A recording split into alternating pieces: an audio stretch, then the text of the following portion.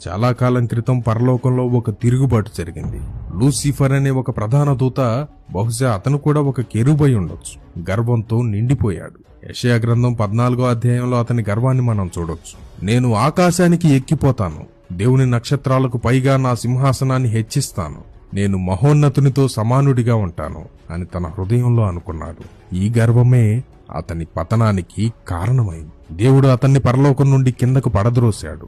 అప్పుడే లూసిఫర్ సాతానుగా అపవాదిగా మారాడు.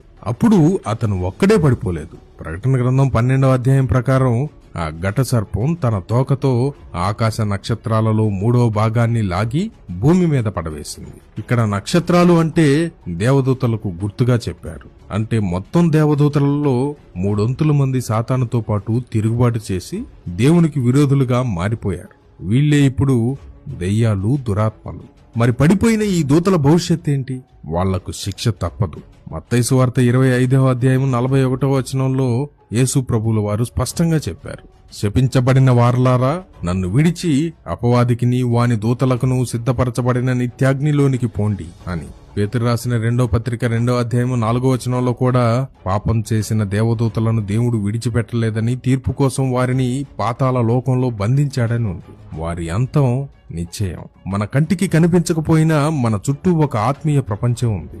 ఒకవైపు దేవుని ఆజ్ఞలను నెరవేర్చే పరిశుద్ధ దూతలుంటే, మరోవైపు మనల్ని పాడు చేయాలని చూసే పడిపోయిన దూతలు అంటే దురాత్మలు కూడా ఉన్నాయి. మనం ఒక ఆత్మీయ యుద్ధంలో ఉన్నాం. అయినప్పటికీ మనం భయపడాల్సిన అవసరం లేదు. ఎందుకో తెలుసా? మన పక్షాన ఉన్నవారు మనకు విరోధంగా ఉన్నవారి కంటే బలవంతులు. మనల్ని కాపాడడానికి దేవుడు తన దూతల సైన్యాన్నే పంపిస్తాడు. మిఖాయేలు లాంటి యోధులు మన పక్షాన పోరాడతారు. అంతకంటే ముఖ్యమైన విషయం ఏంటంటే, ఈ దేవదూతలందరినీ సృష్టించిన దేవుడు, సర్వశక్తిమంతుడైన యేసుక్రీస్తు మన పక్షానున్నాడు. ఆయన సాతాను తలను ఇప్పటికే సిలువు మీద చితకతొక్కాడు. విజయం మనదే. ఆయన యందు విశ్వాసం ఉంచినప్పుడు ఏ దుష్టశక్తి మనల్ని ఏమీ చేయలేదు. ఆయన దూతలు మనకు తోడుగా ఉండి మనల్ని కాపాడుతారు. మన ఆత్మీయ జీవితంలో మనం ఒంటరి వారం కాదు. మనకు ఒక పరలోక సైన్యం అండగా ఉంది అనే ధైర్యంతో ముందుకు సాగుదాం. Jesus coming soon, so be prepared.